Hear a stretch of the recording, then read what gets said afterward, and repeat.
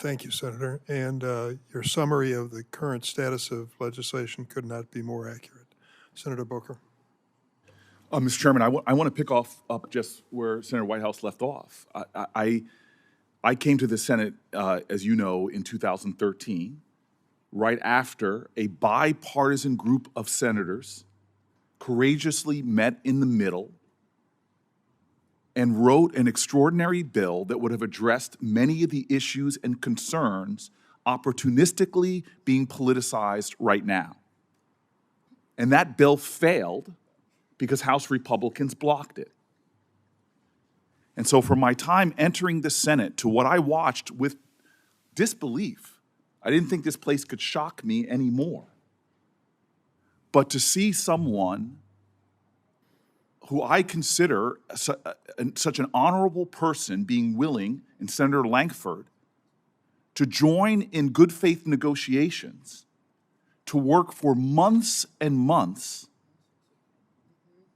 to have our caucus of Democrats move further than many of our caucus wanted us to move and meet in the middle on a bill that would provide billions of dollars to secure our border, would invest in significant technology that would help us to stop fentanyl from coming through, that would put billions of dollars in better processes to adjudicate people so that the nightmares that the Nobles family has endured would stop,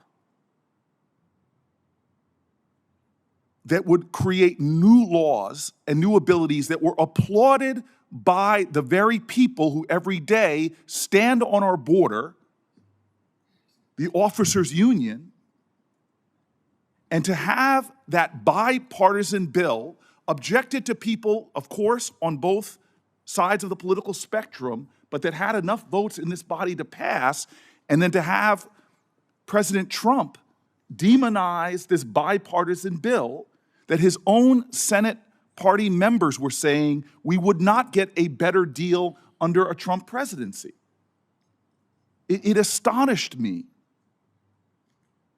Immigration should not be a problem, it should be an opportunity. We should secure our southern border.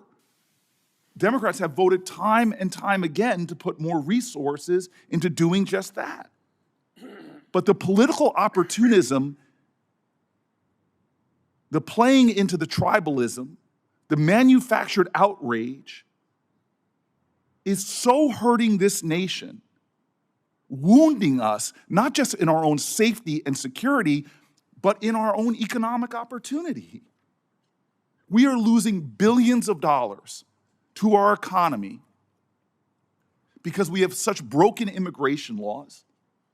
There are people that are graduating from our finest institutions with degrees in things that half of Congress can't spell, and we're kicking them out of our country. When I meet with agricultural leaders, they say time and time again that we should be ashamed of our laws. And when I hear testimony from people who contribute billions of dollars to our country's economy, who are our first responders, who teach our children, dreamers, and we put their lives every single day, they live with fear and anxiety. I can't imagine what it's like to have that kind of cortisol pumping in your brain every single day, afraid that one small thing that could happen could have you deported from the country, the only country you've ever known. And so God bless this panel. But as Ms. Pacheco said, this is not her first testimony.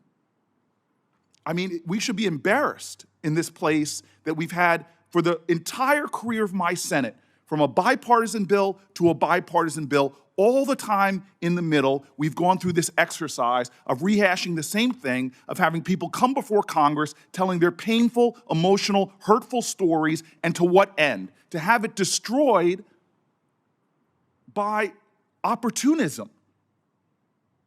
And this isn't a both sides thing. The bill before I came in here was stopped by House Republicans, and the bill that just got done by Langford, who's had his career on the line. A right-wing conservative senator has had his career on the line because he was bold enough to say we could meet in the middle on this issue. So I'm at, my entire Senate career has been a source of deep frustration on an issue that we should seize and see as an opportunity and not this continued crisis that politicians are taking advantage of every single day. Mr. Chairman, I have no questions for this incredible group of leaders, many of whom I know personally and have talked to for years. Thank you. Thanks, Senator Booker. Senator Welch. I